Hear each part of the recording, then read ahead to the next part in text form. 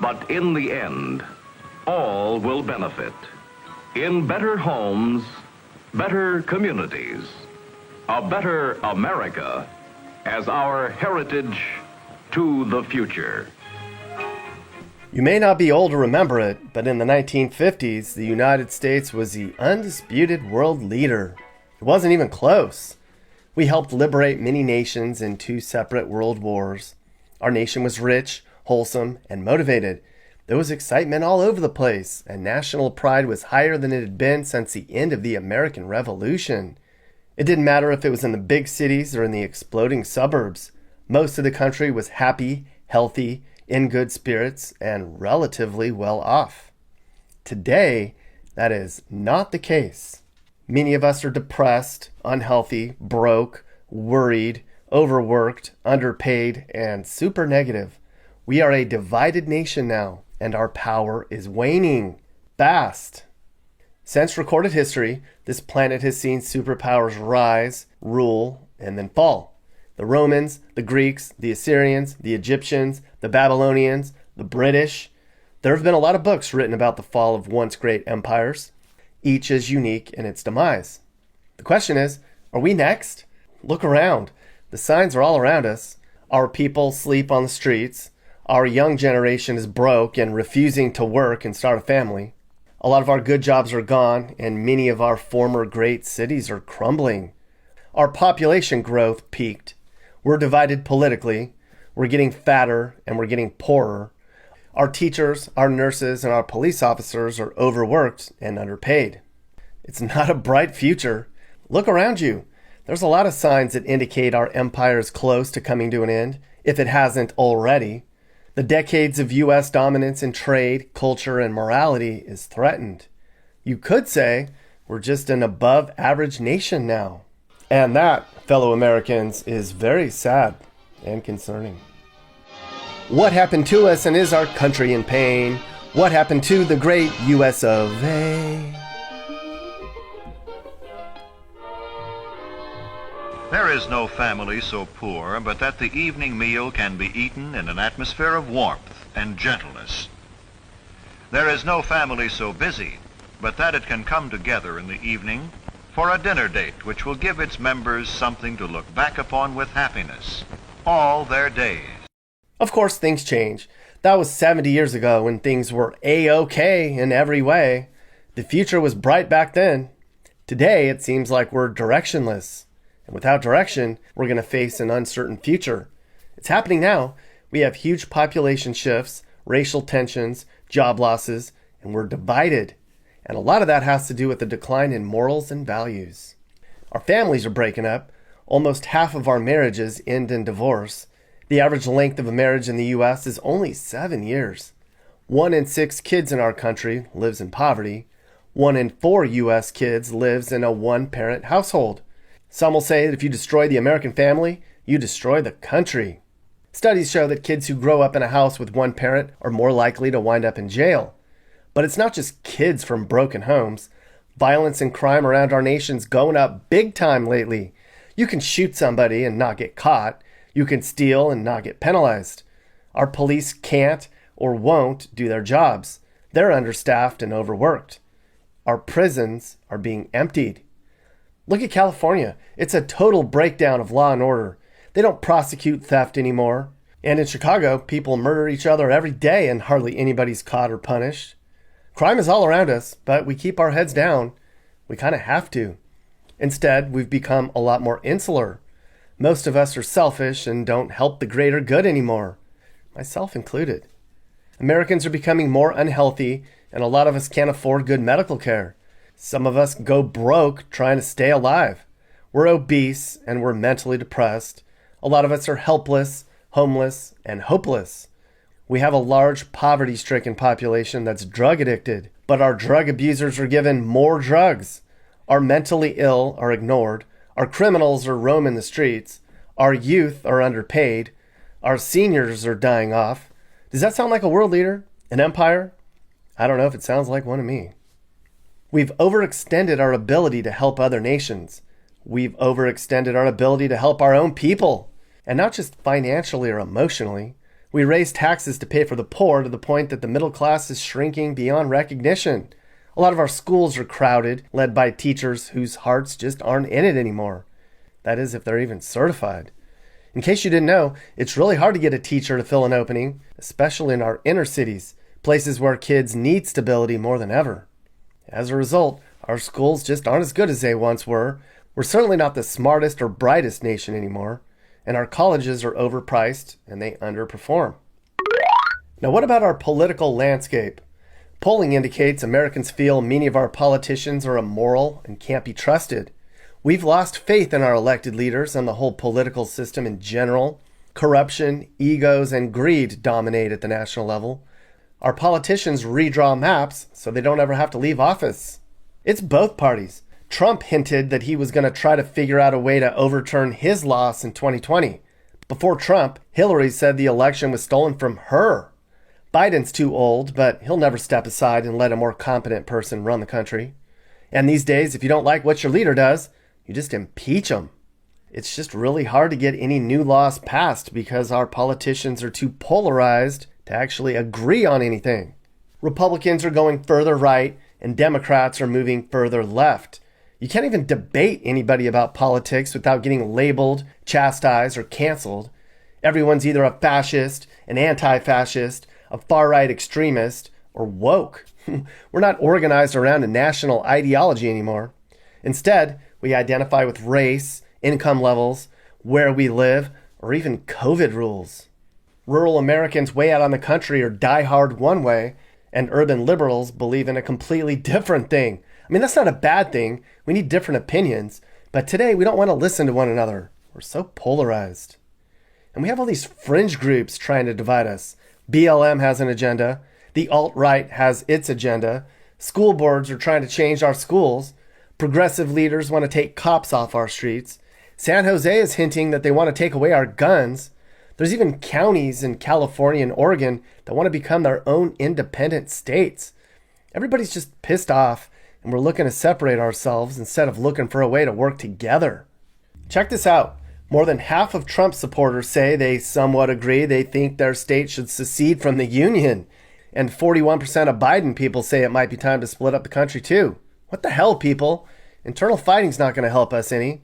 We're already fragile enough. Look around. You'll see headlines asking if America's facing another civil war. Polling indicates that more than half of us say we're already at the beginning stages of a civil war now. One political scientist researched every democracy since 1950 to look at when they experienced high levels of polarization. The findings concluded that no other world democracy has experienced so much polarization for so long as ours is currently experiencing. The author also pointed out democracies have a hard time depolarizing once they've reached this level. That's scary. It's no wonder so many Americans lack faith that politicians will change their lives for the better. Do elected leaders offer any dreams that we can even believe anymore? Late in the Roman Empire, it got to the point that the throne was sold to the highest bidder. Are we any different? Much of our population is a burden on our society. Our sense of responsibility and accountability are fading. A lot of us have very little obligation, even to our own communities. This quote's really insightful. Whoever Aristotle is must be a smart man. It's so expensive in our country now that many of us can't afford to take risks. And taking risks was a quality that helped build this country. Our economy isn't evenly distributed anymore. A lot of our youth can't afford a home, or they struggle to pay their rent. It's very hard to get ahead in the U.S. these days. 500,000 of us are on the streets, and that number's going up hourly. If you can't afford to move, you have to live in filth, and your kids have to walk to school on crime-infested streets. All over the U.S., roads are bad and cities are crumbling, but America's cracks go deeper than the pavement. Look around. Many of our former great cities are ruined. Much of that has to do with the loss of jobs. Our corporations have outsourced many of our jobs and automated a lot more of them. But our cities aren't just decaying slowly because of a shift in the economy. We're destroying our own cities ourselves. One incident can cause chaos and disintegration that'll ruin a city forever. No wonder the U.S. population's basically stopped growing. It's hard out there to raise a family these days, especially in places like this. We can see how fragile our distribution system is. A virus comes in and we can't get food to the table. We sent all of our jobs overseas to save corporations money, and now we can't get things from overseas. If China goes down, we go down. And that's not a world leader. And China doesn't just control our supply chain now. We've allowed them to purchase our middle-class homes by the hundreds of thousands. How scary would it be if China took over as the world superpower? You can blame Richard Nixon for that. He helped build China up during the Vietnam War.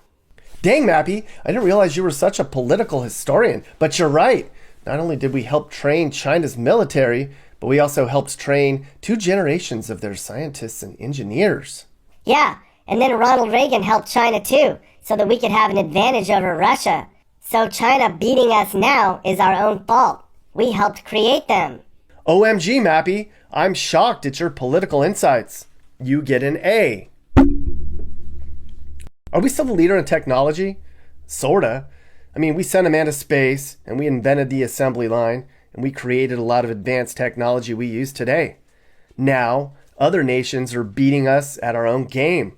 Asia has far faster internet, and they have more reliable and efficient public transportation than we do. A lot of cheap technology is made overseas now. What do we even make here anymore? Now, when things started to turn bad towards the end of the Roman Empire, they distracted the people with entertainment. If the people are distracted, they won't focus on how bad things are. Today, we're distracted too. Our attention's diverted by social media, stupid celebrity gossip, and screens. Look around the next time you're out in public. How many people are staring at their screens and not even engaging with the people at their own table? How many hours of Netflix do we watch every day instead of reading about current events? Ironically, you could say the crumbling of America is happening on TV and on social media right in front of our eyes, and we're not even paying attention. So what do? Are we past the point of no return? Our nation came together during Pearl Harbor and on 9/11. Is there even anything that could unite us again? Now, no nation's going to come conquer us. Those days are over. But there's a good chance that we're not going to be at the top anymore. You could argue that we're not even there now, and other countries around the world smell blood. Some people really believe that there's a conspiracy theory out there to ruin this country on purpose so the high and mighty can rule. I don't think politicians or the wealthy people running our country really want America to fall, do they? An unstable democracy isn't going to make anybody richer. Maybe we're just returning to a new normal. We had a long run when we dominated the world's resources, but we can't be the best forever, can we? I do believe that the spirit that made this country great still survives. The lamp is dimmed, but it hasn't been extinguished. Do you think we can reignite that can-do spirit again? Or have we lost our way, people? Okay, everybody, so we have a special guest on. It's Cal Thomas. I'm sure you guys have heard of Cal Thomas. He's an author and a journalist. Hi, Cal. Hi, Mick. How you doing? Good. Thank you for coming on. I'm sure a lot of my viewers have read your books before and your columns. You've been a journalist for 40, 50 years now. And, I'm working on a video about the future of the United States. And you've written many books, and one of them is called America's Expiration Date, The Fall of Empires and Superpowers, and the Future of the United States. And in the book, you state that the United States is on a downward slope to self-destruction, and that our expiration date is just around the corner. So, Cal, what's wrong with America today, and is it possible that America could really crumble? One of my favorite Ronald Reagan quotes was, we're only one generation away from losing it all, Nick. Democracy, constitutional republic is not the natural order of things in the world. As we look around the world, we see dictatorships, and not just in Russia and China. We see religious oppression. We see the denial of women's rights. We see religious fundamentalism in places like Iran. And this is the normal state of the world. The United States is an oasis in the midst of all of that. And it doesn't occur naturally. It has to be fought for and renewed within every generation and passed on to the next generation, or we risk losing it. And the reason I wrote America's Expiration Date, it was inspired by the late British diplomat Sir John Glubb, who studied 3,000 years of human history and found a pattern to the decline of superpowers and great nations. The number one contributor to that decline is massive national debt. We just recently crossed $30 trillion in national debt, which would have been astounding to our founders and even to presidents up through Bill Clinton. Clinton left office with a balanced budget, of all things. Imagine that. 30 trillion in debt. I mean, people who max out their credit cards know they can't live in debt forever. So we keep doing that. And then another major contributor to the decline of nations is a loss of a shared moral sense, a concept of right and wrong. Now everybody is their own God, deciding right from wrong themselves. Even if two people hold contradictory views, it only matters that they feel good about themselves. Well, no nation can be sustained without a shared moral value system. So there are other factors contributing, but those are the major two. And we have 20% of the younger generation now, according to Gallup, who declare none when they're asked for their religious faith or background.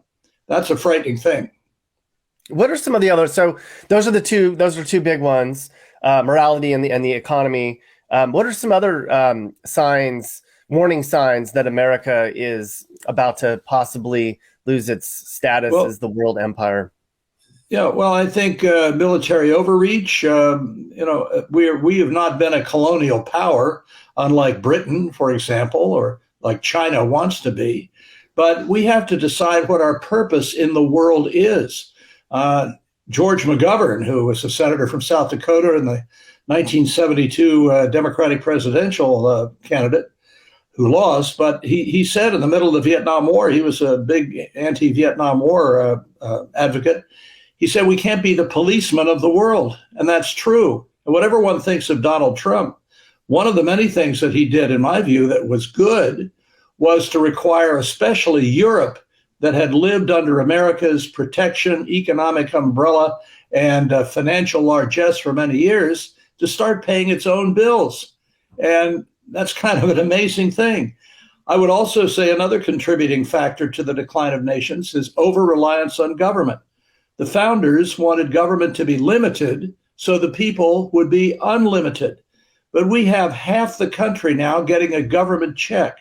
We have in the current administration wants to, and thank goodness for Senators Kristen Sinema and Joe Manchin, who have stopped this, want to spend even more. And their answer to inflation that is harming everybody at the food store and the gas pump is to spend more money, when in fact, spending more money that we don't have and have to borrow is the major contributing factor to inflation.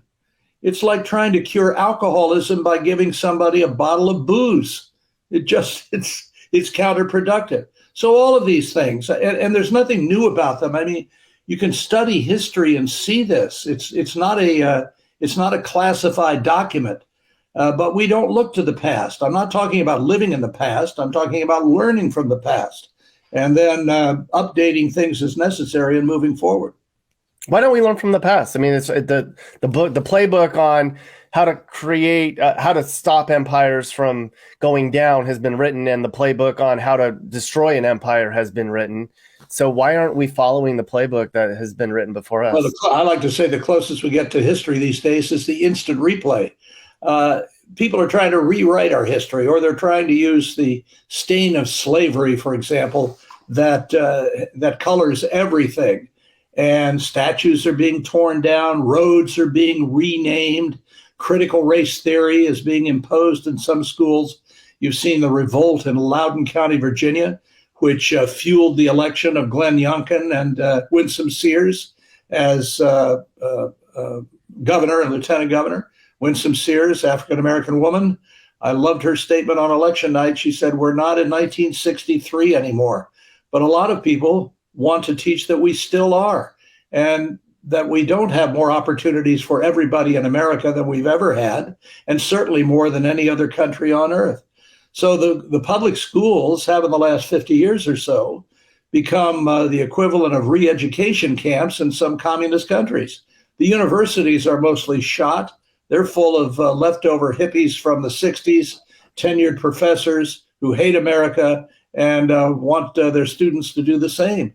So Lincoln used to say, Abraham Lincoln, that if America was ever to fall, it was not going to be from an invading army, but that we would do it to ourselves.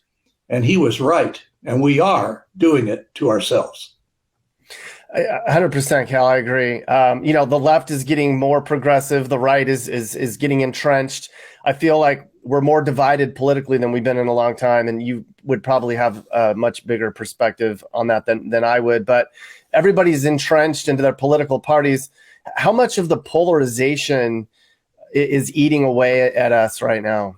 Well, a lot, and it pays. I mean, you look at some of these cable channels that have guests on. They'll have two guests. One will say to the other, "You're ruining America," and the other responds, "No, you're ruining America." "Well, you're a Bible-thumping bigot." "Well, you're a secular humanist." And the host says, and we'll be back with more civil discussion after these messages. Bob Beckel, who has been a longtime friend, liberal Democrat, we wrote a column for USA Today and a book together called Common Ground.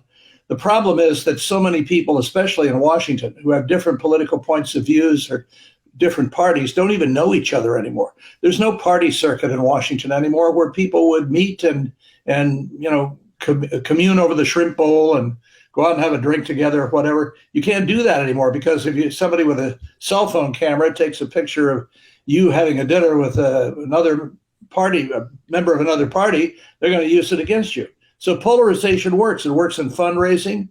And, the last thing the politicians in Washington want to do is solve a problem. And you know why? Because if they solve the problem, they no longer have the issue. So everybody knows the solutions to most problems. Reform Social Security and Medicare, but nobody wants to touch it.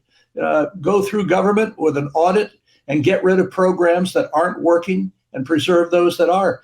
But again, Reagan used to say the only proof of eternal life in Washington is a government program. And it's true. It's easier to kill a vampire than a government program. If somebody wants to reduce the rate of increase in spending, not reduce the spending, but reduce the rate of increase, then Nancy Pelosi or well, what about the children? Or, you're being insensitive to the poor and the homeless. You seen the homeless in California? They're covering the streets like a plague. This is the result of liberal progressive policies. These people used to be in places where they could get help. But thanks to the ACLU 40 years ago, which got a court to decide that this was against their freedom, they were let out. So you have mental cases and alcoholics and drug addicts and criminals sleeping on the streets of our major cities, fouling the gutters and footpaths with their excrement, and places that people don't want to even go near anymore or hold conventions there. And this is the outgrowth of failed policies. But few people, especially the media, don't want to really get to the heart of it. And the media are part of this too. They foment conflict because they think it's good for ratings.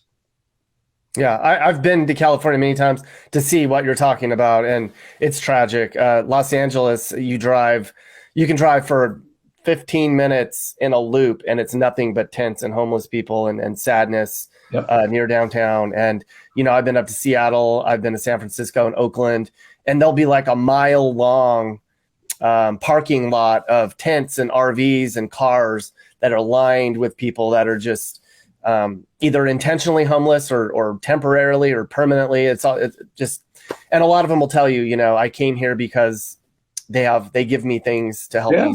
Well, the other thing, Nick, is the rapid rise in crime. When you have a loss of a moral sense, when you have no fathers in the home, or very few, when you have district attorneys like Bragg in New York and people in Los Angeles and San Francisco who will not prosecute crimes over $900, when you see the scenes of looting and even security guards doing nothing. There was a Rite Aid pharmacy in New York, a very famous video that went viral, that showed a security guard standing in the store. It had security on the back of his jacket. And this guy loaded up with stuff, taking it out of the store without paying for it. And the security guard didn't do or say anything. And now the store is closed. They can't afford to exist in that kind of environment. And so this is spreading rapidly around the country. The shootings in the major cities, the murders, Chicago, New York, Houston, the shooting of law enforcement officers who no longer feel safe in their own jobs, with government looking over their shoulders and interest groups and activist groups looking over their shoulders. Cops are quitting. Young people are not signing up to be police officers. And this too contributes to the erosion of a civil society. Yeah.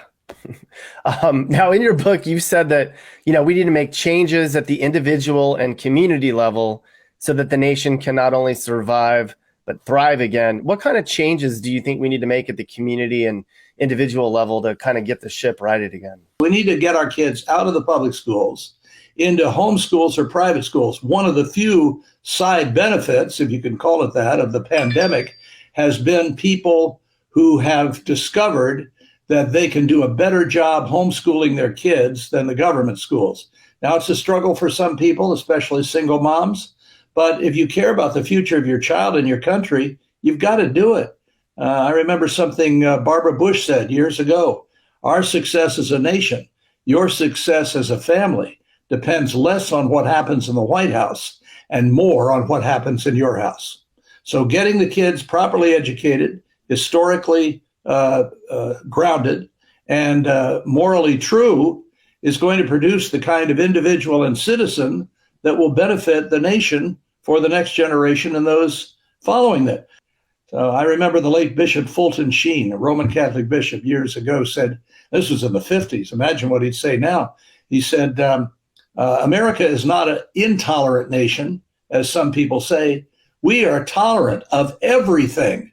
And that's what the problem is. Now, you remember a lot of quotes. Well, I speak a lot, so, Yeah. So which country, who do you think is going to, if we fall, and, the pattern is every 250 years, an empire rises and then falls.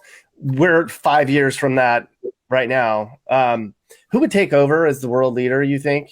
Well, okay. There's several things about that. I thought you were going in another direction. It doesn't necessarily mean that the United States will cease to exist. So I think the United States might continue to exist, but not in its present form. Look at China. The rise of China is phenomenal. Look what Putin is doing with Ukraine. We are being challenged. Look at Iran now, clearly very close to developing and launching, if they choose to do so, nuclear-tipped missiles against the United States, against Israel, and in some cases, the United States. So this is all the result of perceived weakness in the country. And it's not just military weakness, it's moral weakness, it's intellectual weakness. So I think that, the United States will probably continue to exist in some form, but I don't think we're going to be the economic and military and influential country that we have been for 200 and almost 50 years. And that's a real problem. It's not only a problem for us and our people, it's a problem for a lot of the freedom-loving world. Because if the United States doesn't lead, who will? Yeah. Who do you think, I'm curious to know, who would be your perfect, looking at the political landscape right now, who we have on the Republican side, future potential candidates or current folks that are in office? Is there a perfect candidate? Is there somebody that you would trust to get us back on track? When King David was king over Israel, he said, put not your trust in princes and kings or in mortal flesh that cannot save. So there is no perfect candidate. To me, the best candidate would be someone who said, look, stop relying on government as a first resource and put it back as a last resort. We want you to have a safety net, but we don't want you to have a hammock. Big difference. So personal responsibility. Look, when I was growing up, I was taught three things: inspiration, followed by motivation, followed by perspiration, improves any life. Now we flip that, and it's envy, greed, and entitlement. If you make $2 and I make $1, you owe me 50 cents to make it fair. That's socialism. I should come to you and say, how did you make the $2? Where'd you go to school? What's your philosophy of life? I want to be like you someday. I don't envy people who make more than me. As a matter of fact, I wrote a column a couple of years ago, tongue in cheek, when the whole idea of income inequality was sweeping the networks and the politicians, verbiage, and the rest. I said, yes, I suffer from income inequality. There are lots of people who make more money than I do. You know what? I don't care. As long as I have the opportunity to work hard and consistent with my abilities to make a decent living, to support my family and live a decent lifestyle, I'm content. But this pitting against each other, economically, racially, gender, everything else, this is dividing America. Instead of out of many one, e pluribus unum, we're out of one many. We're hyphenated Americans now. This is not what the founders intended. We can't afford it. We can't continue to go on like this, or we won't. Oh, the legendary author and journalist Cal Thomas. Thank you for your insight. The book is America's Expiration Date, The Fall of Empires and Superpowers and the Future of the United States. Cal, you spoke wisdom for about 20 minutes straight, and I hope that a lot of people see this and it kind of sinks in, because a lot of people need to hear stuff like this, Oh, thank you, Nick, for the opportunity. I hope so, too. Yeah. Okay, everybody, right now we have Paul Engel. He's an author. He wrote the book, The Constitution Study, Returning the Constitution to We the People. How's it going, Paul? It's going pretty well. All right. Now, you've advocated that we need to restore our nation to its proper order. What did you mean by that, Paul? Well, most people assume that all power resides in Washington, D.C., and they delegate some to the states, and then they delegate some to the people, which is actually backwards. You see, the people created the states when we created the states through their constitutions, and they created the United States, the federal government, through their constitution. We actually have the Constitution says we have a limited federal government. There's only a few things the federal government's actually authorized to do. And by putting all that in Washington, we've lost control of it. We don't have we no longer have effective control over most of what impacts our lives day in and day out. And if we restored it to its proper order, you're dealing with local, then with state, then with federal. Well, I believe we'd have a lot more of our rights intact, and we could all live a happier life. The mess America is in. First of all, we spent well over 100 years making this mess, and the people are responsible because we've done nothing about it. We have sat back and let government go well beyond our consent and powers. We've actually encouraged our government to go beyond. And as in any other situation, when the government becomes so large and so corrupt, its fall is easily anticipated. The question is, as we see just how bad things have gotten, will the American people wake up and realize that we need to protect our rights, our freedoms, our liberties?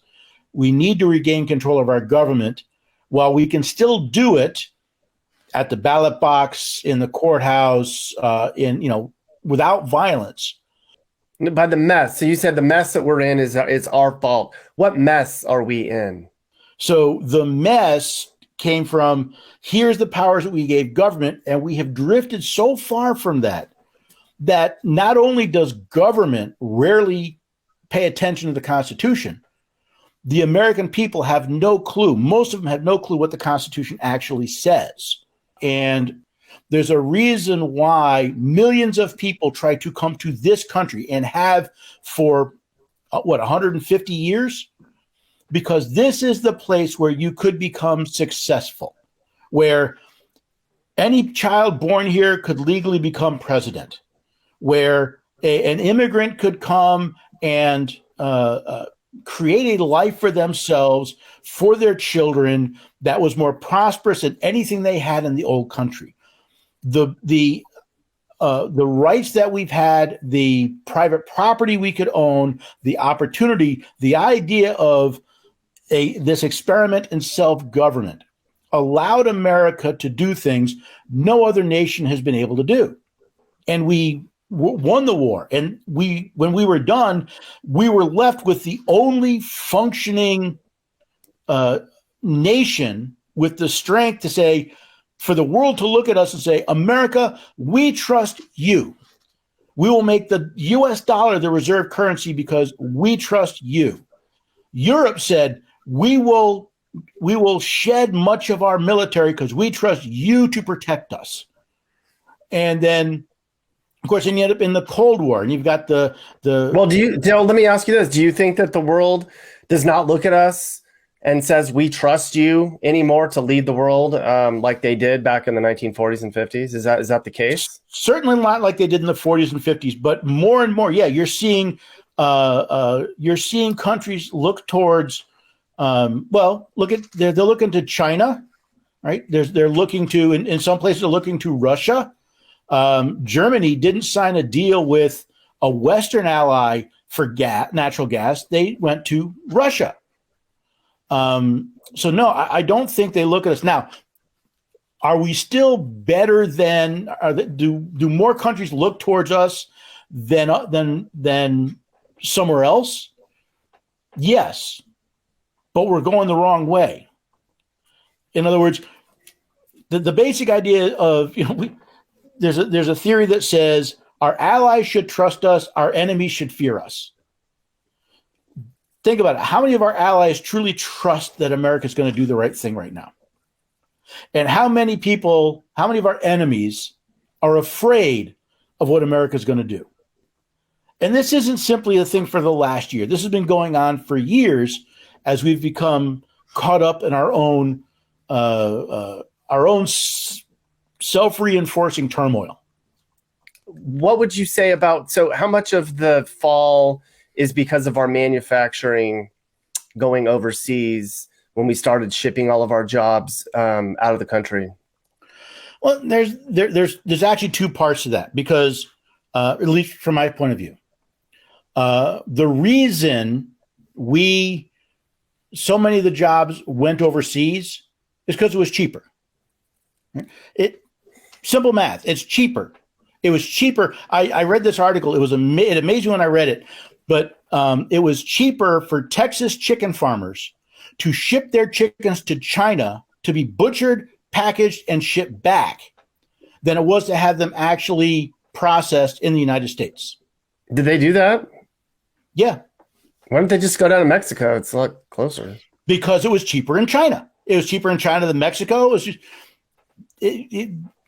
don't know all the economics. I read this article and I was a bit shocked. But the consequence of that is we saw the consequence with the supply chain where we are so dependent on things coming from overseas that becomes a choke point. Now, that's part of the story. The other part of the story is we've spent so much time and effort and money. And again, I'm talking as a society, trying to live the way we did in the last century. The days of getting a job at 18, working 40 years, retiring with a gold watch, they're gone. The days of I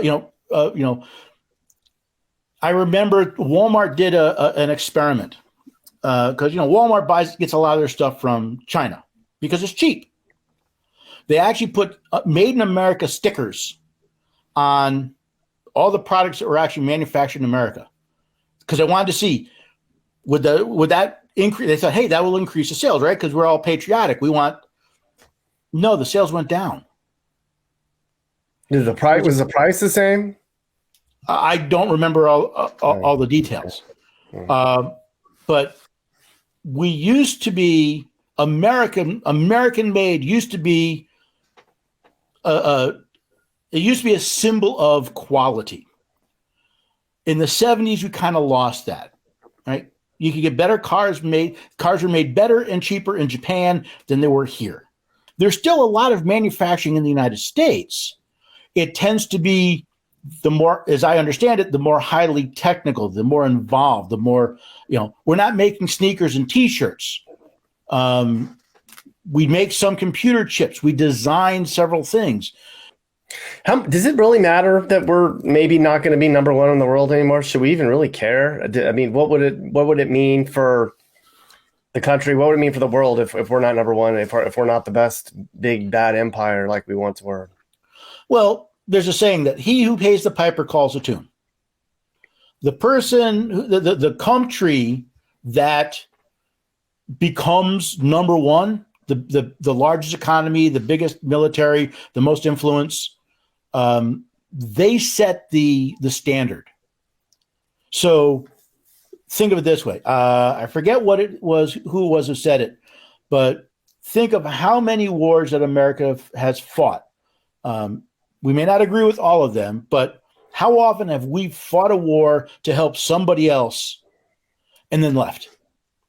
And all we asked for, as I think it was Colin Powell said, all we asked for was a plot of ground to bury our dead. Do you think a Russia or a China would do that? And I spend every day writing about the problems in America. Ultimately, we will frequently fight to protect other people and not ask to get paid back for it.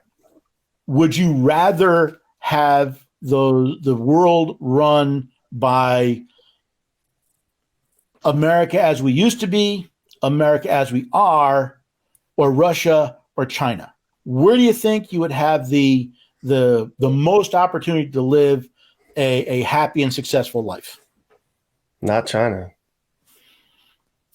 So what if there's one thing you could do to get the country turned in the right direction again, what's the first thing that you would do? The first thing that I would do, I think, regardless of whatever else gets done, I think we need the American people need a bedrock of education. We need to understand. And I think a lot of that's because we deal a lot with emotion, but not necessarily with facts. We don't know what our rights are, and we don't know about the importance of protecting other people's rights. If you don't have the right to live your life as you want, then how much else really matters? I mean, I'm with you on that. I think that I do agree with you on the fact that we need to be educated about, where we're headed and where we've been and what the implications could be. I just don't really think most of us really seem to really care. I mean, we put our heads down, we're distracted, things are handed to us, the motivation level is down, everybody's complaining, everybody seems like they've got a gripe. I don't see any leadership standing up that has our interests in mind to try to get America back in order again. So I don't think it matters how educated we are. I don't think a lot of people are, I don't think, upset about their rights. They just want to be left alone and just want to live an average to above average life anymore. And I think that's a big part of the problem.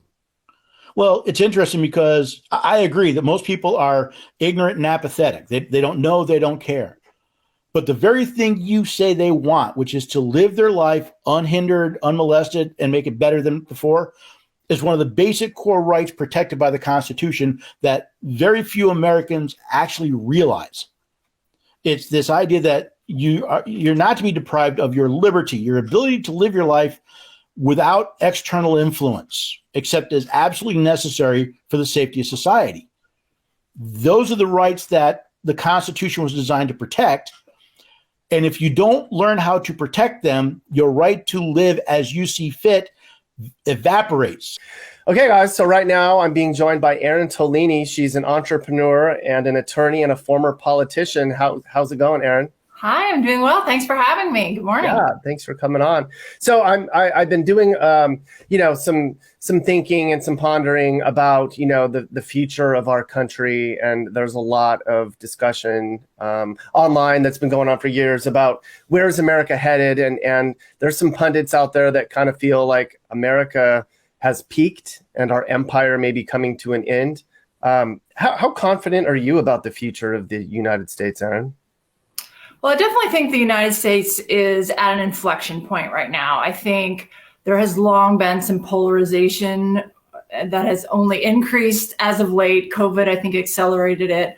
So I really do think, the United States is at a point where we have a lot of problems. I mean, as Abraham Lincoln famously said a long time ago, a house divided against itself cannot stand. And I think we are in danger of being at that extreme sense of polarization where the United States has a really hard time getting things done. And I think that is reflected in a lot of the political discussions we see happening today. That being said, I do think that there are reasons that the United States has held its superpower status since World War II. And even though I think we have 99 problems, I do think that we will not have, I don't think that there is a nation that is currently poised to overtake us in that superpower status. Mm-hmm.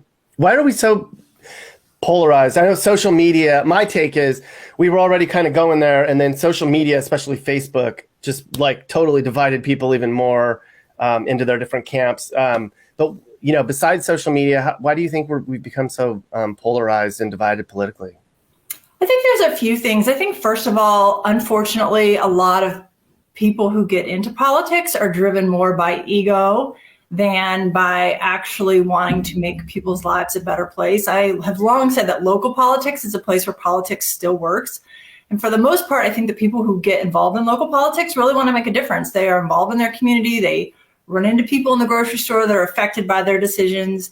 And it's that immediate feedback loop. Whereas I think in national politics, you have less of that. And you have people who really tend to grandstand and get their egos involved and really put an emphasis on getting reelected over trying to do something that benefits their constituents. I think a second thing is the press. I think a lot of people on both sides have lost some faith in the press. I think that the press tends to go for ratings and shock value, and a lot of times negative news is what sells. And then I do think social media exacerbates it. I think people who are in fear tend to cling to what they know, and they're not open to hearing other perspectives. And I think that there has been a lot of fear, especially in the last couple of years. What would you do? I know that that's a question that you could ask anybody, and maybe there's a million different answers, but if there's one thing that you think you would do, or we could do to kind of get things kind of pointed in the right direction again, is there one thing that kind of stands out that you think it would help the most with our nation? I don't know that there's one thing, a couple things. I'll give you a couple things. Yeah. I think who we elect matters. I think when you elect people who you can tell are in it for their egos, that can't end well. I think when you elect people that really seems like their agenda is not to be reelected, but really wants to help our country progress and is willing to reach across the aisle and try to find compromise, I think that really matters. I think choosing what media you consume matters. Trying not to kind of find the echo chamber or the people screaming out headlines and arguing and not really trying to find a path forward, but trying to chase ratings. I think that matters. Mm-hmm. Look, where are those people, though? I mean, we keep saying we need to elect leaders that care, and and I agree with you, but I do see there are people that you hear about grassroots that you believe in that person, and you're like, man, I would support that guy. And then they just never make it. I don't know if the system just keeps them down, or they can't get. I mean, is that part of the problem? Is just the people that do care, that have our intentions at our best, that aren't in it for themselves, just can't get to the top because of the way the system's just designed? Is that? I mean, I do think from a former politician standpoint too. Yeah. No, I do think there's some truth to that. And honestly, at different times, people have tried to get me to run for higher office. And that has been a little bit of my hesitancy. Is I don't know if I could govern the way I want to govern and still get elected. So I think that that is part of it. I've read a lot about people's ideas of how to fix it. And some of it is, move to rank voting, where it's not just the top person takes all the votes, but then a second person who may not be one of the two-party candidates could come in and take away enough of the vote that they could be a real contender. I think, the gerrymandering that's happening on both sides is making everything worse. Then now the amount of competitive seats is so low. It's just basically predetermined which district is going to go to which party. And honestly, I think part of it are the politicians who are in charge. I've heard stories of, as soon as you get elected to the House of Representatives, they pull you into a room and say, you vote along party lines. I don't care what your conscience says. I don't care what you think. doesn't matter. You vote along party lines and you don't ever stray from that. And I think that's a shame, and that I think it needs to change at all levels, from who personally we elect and what types of policies we vote for to the very top, where our top politicians say, no, enough of this. It's time that we put the country first. Mm-hmm. Does it even matter that clearly America has probably peaked in terms of its prosperity and its social status and its impact on the world and our own morals, I would say. But does it even matter if we're number one? I mean, can we just be above average? Do we really have to impress the world? How do you feel about that? I do think it matters. I think whoever is number one kind of sets the stage for global politics, and I think that matters. I wouldn't necessarily agree that we have peaked. I definitely agree, like I said earlier, that we're at an inflection point. I do think the United States has kind of peaked at GDP growth, and China, like I said earlier, is probably going to overtake the United States. But I don't think that that's necessarily a bad thing. I think any developing country is going to have a long on-ramp for high GDP growth until they kind of hit the full employment and full technology and all that kind of thing.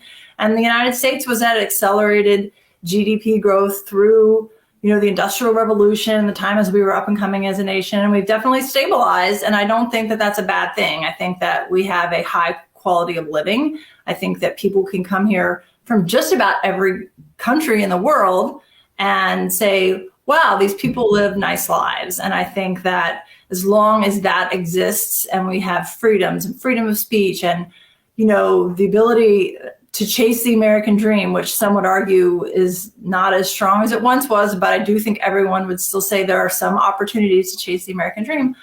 I think that the United States is always going to be an attractive destination for people around the world. And hopefully we can continue to attract people who want to start businesses and invest in technology and study at our schools. And I think as long as we have those types of things, that we'll continue to maintain both our economic and military power and our soft power. Hey everyone. So it's pretty clear by now that elected leaders aren't going to help you. If you don't like what you saw in this video, demanding change won't work. You're going to have to do it on your own. If you want to be safe and want your community to be a place where people want to live, you're going to have to clean the place up yourselves. You're going to have to work with your friends and neighbors to lower crime. Politicians clearly don't care as much anymore. It's up to us. This is Sage, Nick's manager. This has been a Corner House Entertainment production. Are you looking to move and need advice? I do consulting. That's right. I'll sit down and talk about where the next perfect place for you and your family should be. I do it all the time. Together, let's find you a new home that's safe and checks all your boxes. You can get my email in the description to find out how I can help you find your perfect relocation. And I can also help you find your new house, too. Email me and I'll work with you on not just helping you figure out where to move, but I can help you find your perfect home, too. That's right.